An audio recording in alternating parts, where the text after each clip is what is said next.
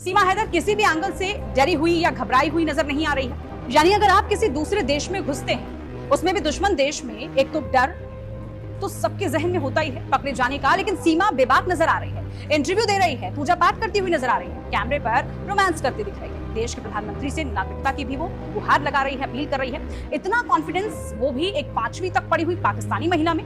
इतने सवालों से एक बार भी सीमा झल्लाई नहीं। दूर दूर से लोग सीमा को देखने आ रहे हैं, सीमा लोगों को दर्शन भी दे रही है, लेकिन ना तो सीमा के चेहरे पर कोई शिकन नजर आ रही है, ना ही कोई थकान, यहाँ तक कि कोई झुंझलाहट नहीं, कोई झल्लाहट नहीं। ऐसे में सवाल उठता है कि क्या सीमा को पाकिस्तान की खुफिया एजेंसी ISI ने ट्रेन किया है?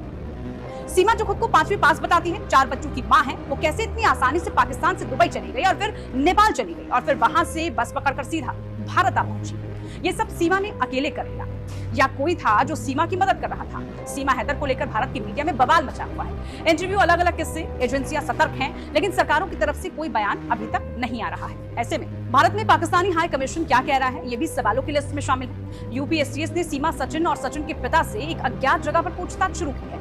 पूछताछ में क्या निकलेगा, ये भविष्य के गर्भ में है, लेकिन सवाल ये भी उठ रहा है कि क्या सीमा हैदर कहीं पाकिस्तानी जासूस तो नहीं है और ISI ने इसकी इतनी पक्की ट्रेनिंग करवाई कि ये टूटने में देर लगा रही है। अब आपको संक्षेप में सचिन और सीमा के प्यार की कहानी भी बता देते हैं। सचिन ग्रेटर नोएडा का रहने वाला है और एक दुकान में नौकरी करता है। सीमा कराची की रहने वाली है, जिसके 4 बच्चे हैं और पति अरब देश में रहता है। दोनों की मुलाकात PUBG गेम खेलते हुई। इसके बाद दोनों दोस्त बन गए और फिर रिश्ता प्यार में तब्दील हुआ। साल 2019 में दोनों ने अपने फोन नंबर्स एक्सचेंज किए, चैटिंग शुरू हुई। लॉकडाउन हटने के बाद सचिन और सीमा नेपाल में मिले, 7 दिनों तक साथ भी रहे। यहाँ दोनों ने शादी भी कर। सीमा हैदर ने नेपाल में ही अपने धर्म बदल लिया। इसके बाद सचिन ने ही सीमा को पाकिस्तान भेजकर अपने बच्चे लाने के लिए कहा और पाकिस्तान से भारत कैसे आया जाए, इसका रास्ता दोनों ने मिलकर YouTube पर ढूंढ निकाला। रिपोर्ट्स की माने तो दोनों ने YouTube पर स्मगलिंग का वीडियो देखा, फिर एक ट्रैवल एजेंट के जरिए सीमा ने टिकट ली और वो पाकिस्तान से दुबई और फिर नेपाल आ पहुंची। नेपाल से सीमा ने बस ली, भारत में उसने उसके बाद एंट्री ली। भारत आने के बाद सचिन ने सीमा के रहने का बंदोबस्त किया। इसके बाद सचिन ने अपने घर वालों को शादी के लिए राजी किया। शादी के बाद लीगल प्रोसेस के लिए सचिन ने जब वकील से बात की तो वकील ने ही पुलिस को सीमा के बारे में तमाम जानकारी दी। सचिन ने चालाकी दिखाने की कोशिश तो की, सीमा को दूर भेजना चाहा तो 4 जुलाई को बल्लभगढ़ से सीमा को गिरफ्तार कर लिया गया। इसके बाद सचिन और उसके पिता को भी गिरफ्तार किया गया। पुलिस को एक सिम कार्ड, टूटा हुआ मोबाइल फोन, मैरिज सर्टिफिकेट, 3 फर्जी आधार कार्ड, एक Pakistani I card, 6 passport, 5 vaccination certificate, बस टिकट और VCR भी मिले। 14 दिनों की न्यायिक हिरासत में उसको भेज दिया गया, लेकिन 7 जुलाई को सीमा को जमानत मिल गई। तो ये तो थी सचिन और सीमा की कहानी। सीमा का एक वीडियो भी सामने आया है।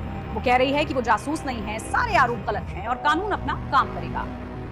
तो मैं उनको यही कहूँगी, इंसानियत की नज़र से देखें, ठीक है, जो जासूस हूँ या नहीं वो कानून कर रहा है। सीमा हैदर जिन हालातों में पाकिस्तान से भारत आई और जिस जरिए वो यहाँ तक पहुंची, हर बात सीमा पर संदेह पैदा कर रही है।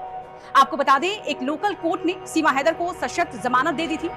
शर्तें ये थी कि वो कहीं भी जाएगी तो लोकल थाने को सूचित करेगी, पता बदलेगी तो लोकल थाने को सूचित करेगी।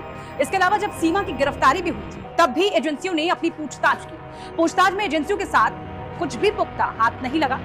यही कारण बना कि कोर्ट से सीमा को जमानत मिल चुकी है। लेकिन सीमा के पास लगातार कई मीडिया वाले पहुंच रहे हैं। रोजाना आप देख भी रहे हैं, रोजाना तरह तरह की खबरें भी आ रही हैं। वो आज पूजा कर रही है तो कभी हिंदू धर्म को अच्छा बता रही है तो कभी अपने प्यार का फलसफा जाहिर कर रही है। इन तमाम बातों में कई ऐसे पहलू हैं जो शंका के बिंदु पैदा कर रहे हैं।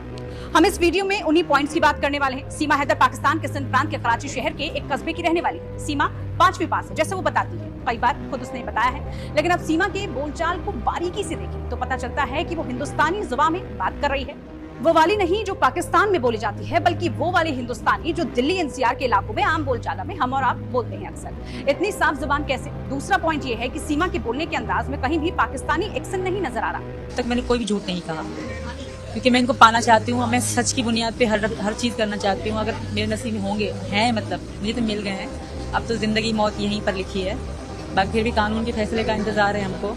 लहजा भी भारतीय हिंदुस्तानी जुबान वाला नजर आ रहा है। पाकिस्तान के लोगों को अगर आपने कहीं भी बोलते सुना होगा तो साफ पता चल जाता है कि उनकी बातचीत में उनके पाकिस्तानी प्रांतों की झलक साफ सुनाई जाती है। तीसरा पॉइंट इसमें सबसे बेहद ये है अहम, भाषा पर पकड़। दरअसल सीमा से जितने भी इंटरव्यू हुए हैं उनमें एक भी उर्दू, फारसी, सिंधी या पंजाबी लफ्ज का इस्तेमाल नहीं किया गया। भारतीय हिंदुस्तानी जुबान में हिंदी और संस्कृत के शब्द ज्यादा आते हैं, फिर उर्दू और फारसी शब्द। वहीं पाकिस्तानी जुबान में उर्दू और फारसी का दखल ज्यादा दिखाई देता है।